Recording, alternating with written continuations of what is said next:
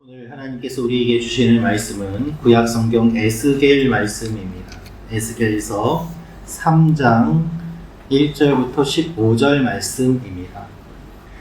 오늘 말씀은 에스겔이 하나님의 말씀을 먹는 내용이 기록되어 있습니다. 이 말씀을 통하여서 우리가 알 수 있는 몇 가지 내용이 있습니다. 첫째로 알 수 있는 것은 하나님의 말씀을 먹어야 합니다 라는 것입니다. 하나님의 말씀을 먹어야 합니다. 1절부터 3절 말씀을 제가 다시 읽어드리겠습니다. 또 그가 내게 이르시되 인자야 너는 발견한 것을 먹으라. 너는 이 두루마리를 먹고 가서 이스라엘 족속에게 말하라 하시기로 내가 입을 벌리니 그가 그 두루마리를 내게 먹이시며 내게 이르시되 인자야 내가 내게 주는 이 두루마리를 내 배에 넣으며 내 창자에 채우라 하시기에 내가 먹으니 그것이 내 입에서 달기가 꿀 같더라. 에스겔이 두루마리를 발견하였는데 하나님께서는 그것을 먹으라고 하시고 입에 넣어 주십니다. 그래서 입을 벌리니 그 두루마리를 먹이시는데 그 두루마리가 꿀같이 달았습니다. 두루마리를 먹는다는 것은 하나님의 말씀을 받아들인다는 것이고 받아들이는 것뿐만 아니라 체화된다는 것을 의미합니다. 하나님의 말씀이 그 속에서 살아 움직이는 것입니다. 그의 몸으로 감당하는 것을 의미합니다. 그런데 이 하나님의 말씀은 이스라엘을 향한 심판의 말씀이기도 하였습니다. 죽음을 슬퍼하는 노래요, 또한 이스라엘 백성들의 신음이었습니다. 그럼에도 불구하고 이것이 단 이유는 하나님의 말씀이기 때문입니다. 여러분, 하나님의 말씀은 우리가 듣고 싶은 이야기만 하시는 것이 아닙니다. 하나님은 우리에게 때로 심판도 말씀하시고 때로는 우리를 책망도 하십니다. 그럼에도 불구하고 그것을 다 받아들이는 것이 우리의 태도요, 사명입니다. 하나님의 말씀은 심판과 책망이 있다고 하더라도 달고 오묘한 말씀입니다. 그것이 결국 우리에게 유익이 되기 때문입니다. 하나님의 말씀이 우리를 살립니다. 하나님의 말씀이 우리를 살게 합니다. 이스라엘 백성들은 지금 포로로 잡혀 있는 상태입니다. 바벨론의 포로로 끌려간 사람들이 있었고 에스겔도 역시 포로로 잡혀 있는 상태입니다. 바벨론의 포로로 잡혀간 에스겔에게 하나님의 말씀이 임하고 그것을 먹으라고 하신 이유는 에스겔이 이것을 먹어야 살 수 있기 때문입니다. 여러분, 하나님은 우리에게 필요한 것을 아십니다. 말씀이 우리 가운데 살아 움직여야 합니다. 말씀이 우리 속에 있어야 말씀을 전할 수 있지 않겠습니까? 이것이 영적인 원리입니다. 우리 가운데 하나님의 말씀이 있어야 우리가 오늘 하나님의 사람으로 살아갈 수 있는 것이지요. 오늘도 하나님의 말씀으로, 기도로 하루를 살아가는 여러분과 제가 되기를 기도합니다. 두 번째로 알 수 있는 내용은 하나님의 말씀을 듣지 않는 사람들이 있습니다. 하나님의 말씀을 듣지 않는 사람들이 있습니다. 5절에서 9절 말씀 한번 다시 읽어보도록 하겠습니다. 시작.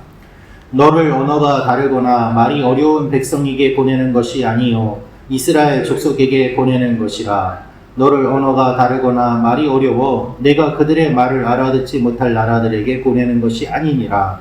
내가 너를 그들에게 보냈다면 그들은 정녕 내 말을 들었으리라. 그러나 이스라엘 족속은 이마가 굳고 마음이 굳어 내 말을 듣고자 아니하리니 이는 내 말을 듣고자 아니함이니라.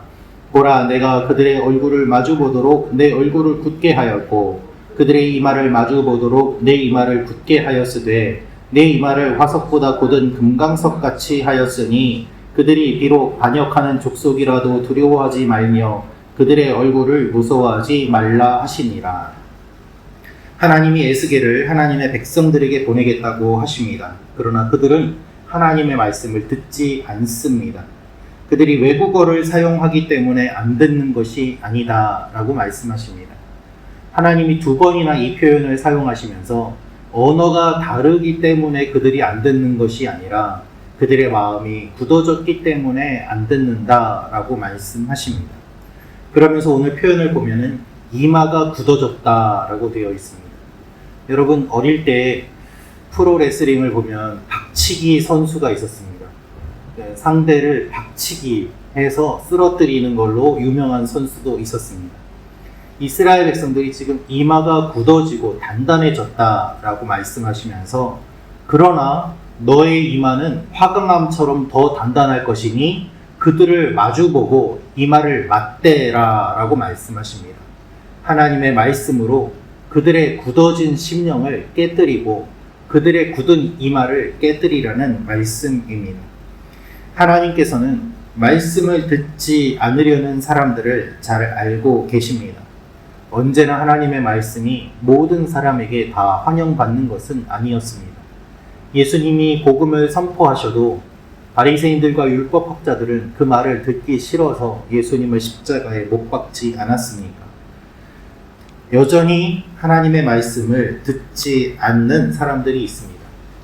그러나 그들을 두려워하지 말고 우리는 담대하게 하나님 앞에 서야 됩니다.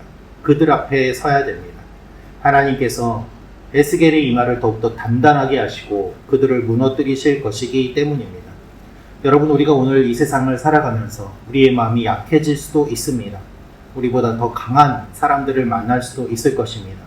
그러나 두려워하지 마십시오. 우리가 하나님의 말씀으로 충만해진다면 하나님께서 우리를 담대하게 세워주시고 승리하게 하실 것이기 때문입니다. 우리 안에 말씀이 충만하면 말씀을 거부하는 사람들을 두려워하지 않게 되는 것이죠. 오늘도 이 일이 우리 가운데 일어나기를 원합니다. 마지막으로 알 수 있는 것은 하나님이 에스겔을 들어 사용하십니다 라는 것입니다. 하나님이 에스겔을 들어 사용하십니다. 14절 15절 말씀을 읽어드리겠습니다. 주의 영이 나를 들어 올려 데리고 가시는데 내가 근심하고 분한 마음으로 가니 여호와의 권능이 힘있게 나를 감동시키더라. 이에 내가 데라비브에 이르러 그 사로잡힌 백성 곧 그발 강가에 거주하는 자들에게 나아가 그 중에서 두려워 떨며 7일을 지내니라. 에스겔이 자신의 감정을 표현합니다. 그는 근심하며 분한 마음으로 갔다고 되어 있습니다.